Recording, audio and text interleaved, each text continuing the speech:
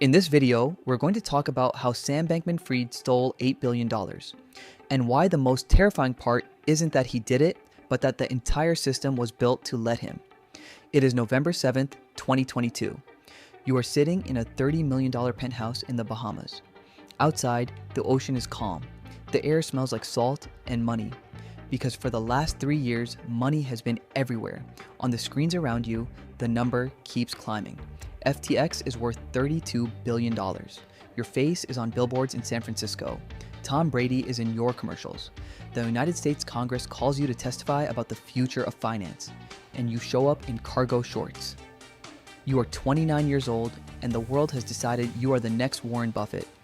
But right now, in this penthouse, with the ocean outside and the glow of the monitors on your face, you know something that nobody else does. The money isn't there. $8 billion that your customers think is sitting safe in their accounts, it's gone. It was never really there, and in about 96 hours, the whole world is going to find out. To understand how you got here, you have to go back to 2017. You're 25, fresh off a trading job at Jane Street, one of the most elite quantitative trading firms on Wall Street. You're good with numbers, obsessively good, and you've been introduced to a philosophy called effective altruism. The idea that the most moral thing you can do with your life is make as much money as possible, then give it all away to save the world. You believe this completely. It gives you permission to do whatever it takes. The ends justify the means. The world needs saving, and you are going to be the one to save it. So you start a company, you call it Alameda Research, on purpose giving it a name that sounds like a quiet academic institution, not a crypto trading firm, because if you named it something obvious, no bank would let you open an account. That's step one. Your first intentional misdirection. But here's where you spot something real. In 2017, Bitcoin is selling for about $5,000 more in Japan than it is in the United States. That gap, that $5,000 window, is sitting there like free money on the table. You just have to figure out how to pick it up. You do. Through connections in the effective altruism community, you route the trades. You borrow $150 million from EA donors to fund it. You buy Bitcoin in the US, sell it in Japan, pocket the spread. Alameda Research reportedly makes somewhere between $10 and $30 million. In months. You feel like a genius. And maybe you are. But that window closes fast. Markets always correct.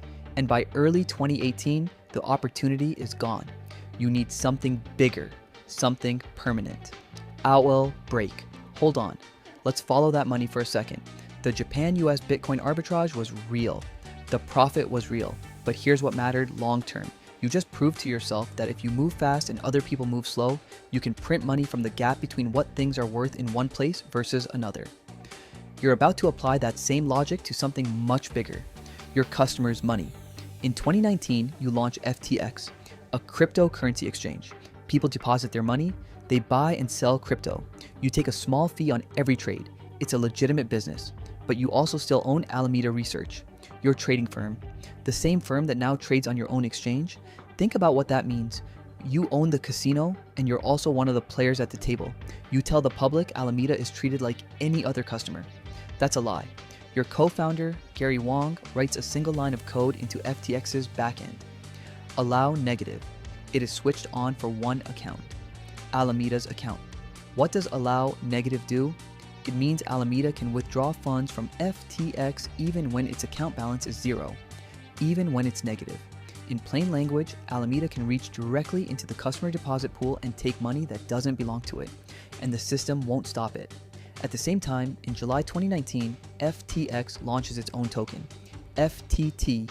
You create 350 million FTT tokens out of nothing, programmable internet money, and keep the majority for Alameda and FTX. The token hits the market. People speculate on it. The price rises.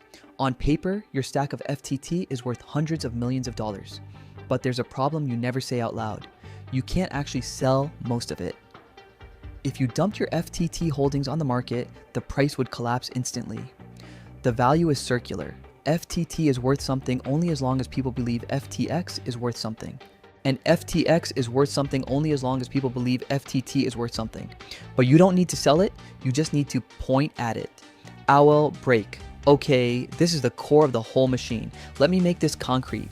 Imagine you walk into a bank and deposit $10,000. The bank hands you a receipt that says you have $10,000 here. Now imagine the bank takes your $10,000, buys $10,000 worth of its own gift cards, and then shows those gift cards on its balance sheet as an asset worth $10,000.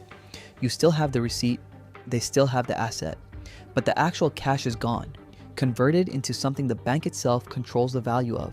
That is what FTT was, and that is what Alameda's balance sheet was built on. At the time of collapse, out of $14.6 billion in Alameda's reported assets, the single largest line item was FTT, a token Alameda and FTX had created themselves. The empire was built on its own reflection. If you're getting value from this breakdown, hit subscribe. We follow the money so you don't have to. For a while, it works. FTX grows explosively. Investors pour in nearly $2 billion. Sequoia Capital writes a 45-page article calling you the world's next trillionaire. You sign Tom Brady. You buy the naming rights to the Miami Heat Arena for 19 years. You give $40 million in political donations. You testify before Congress. But in May 2022, the music stops. A cryptocurrency called Terra Luna implodes. $60 billion vanishes from the crypto market in days. The panic spreads. Celsius collapses. Three Arrows, Capital collapses, and every lender in the crypto space starts calling in their loans, including the loans they made to Alameda. Alameda owes billions, not to you, to outside lenders who want their money back right now. And Alameda doesn't have it, because Alameda's capital is tied up in venture investments, political donations, real estate, and a pile of FTT tokens it cannot sell without destroying itself. So you make a decision, the decision. You, Caroline Ellison, Gary Wang, and Nishad Singh sit in a room together. The choice is simple. Let Alameda go bankrupt or use FTX customer funds to pay Alameda's debts. Alameda going bankrupt would expose everything. The FTT circular fiction, the allow negative backdoor, the fact that these two companies were never truly separate. So you reach into the customer deposit pool. $8 billion. You tell yourself you'll pay it back. You tell yourself the crypto market will recover. You tell yourself that if the world knew the full picture, all the good you were going to do, all the lives you were going to save, they would understand. The customers have no idea. They log into their FTX accounts. They see their balances. Everything looks fine. Owl break. Let's follow exactly where that $8 billion went. According to the bankruptcy team's accounting, roughly $5 billion went to early-stage venture capital investments that were now illiquid and essentially worthless. Hundreds of millions went to political donations, $40 million alone in the 2022 midterms. Hundreds of millions more went to real estate in the Bahamas, over 30 properties. Celebrity endorsement deals totaled over $1 billion, and less than $2.3 billion of the customer funds was ever set aside to actually cover customers. Translation: only about 28 cents of every customer dollar was ever treated as money that actually belonged to the customer. The rest was already spent.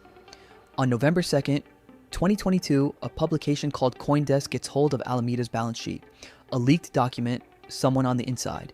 The article goes live, and the single line that triggers everything reads, "Nearly half of Alameda's $14.6 billion in assets is listed as FTT, a token the Alameda sister company created." 4 days later, on November 6, Changpeng Zhao, CZ, the founder of Binance, the world's largest crypto exchange, posts a single tweet to his 7 million followers. Binance is liquidating all of its FTT holdings. That's it. That's the match. Caroline Ellison tweets back, offering to buy Binance's FTT at $22 per token. Trying to stop the price from crashing, CZ refuses publicly. The message to the market is clear. The largest exchange in the world doesn't believe in FTX. Withdrawal requests start flooding in, $4 billion in a single day, people trying to get their money out, but the money isn't there. You tweet that FTX is fine, assets are fine, that tweet will later be entered as evidence in your criminal trial.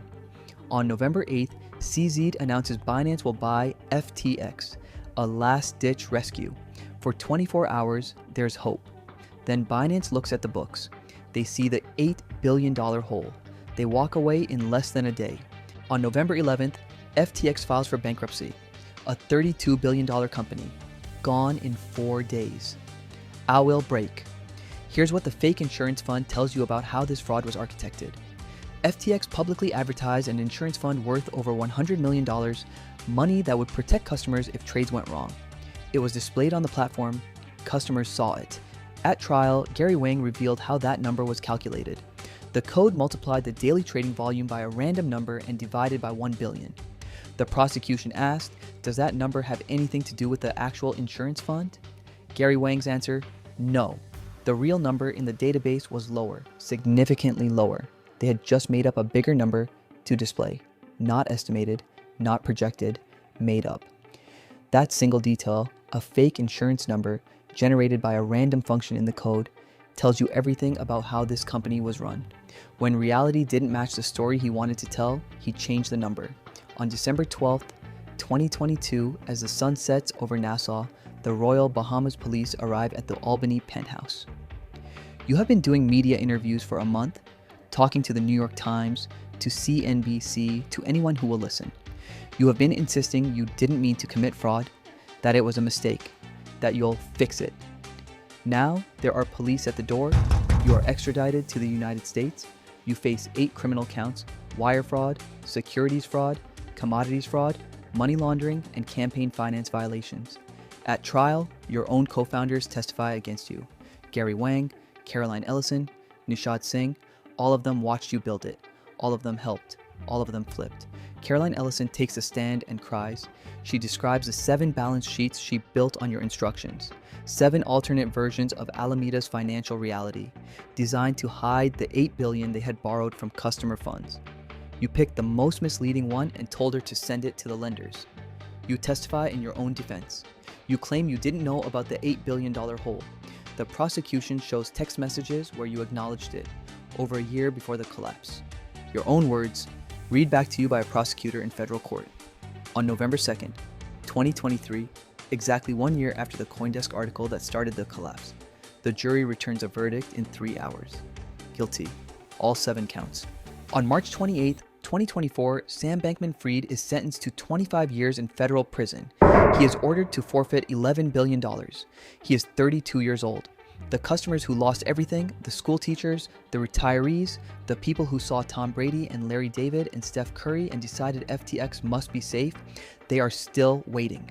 The lawyers billing $1,500 an hour are still billing. Some customers have been told they may recover their funds at the dollar value from 2022, not accounting for what those assets would be worth today. The people who designed this, they already spent the money. Here's what stays with me about the SBF story. It wasn't pure greed. It was something more dangerous. A man who had convinced himself that the rules didn't apply to him because his goals were bigger than the rules. Effective altruism gave him a framework where stealing $8 billion from regular people could feel, to him, like a calculated risk in service of a greater good. The allow negative function wasn't written in a moment of panic. The fake insurance fund number wasn't a mistake. The 7 balance sheets weren't an accounting error. These were deliberate engineering decisions made by people who believed they were the smartest ones in the room. And that being the smartest ones in the room was enough. It wasn't. What do you think is the real lesson here? Is it about crypto, about regulation, or about what happens when someone decides their vision of the future justifies anything? Drop your answer below.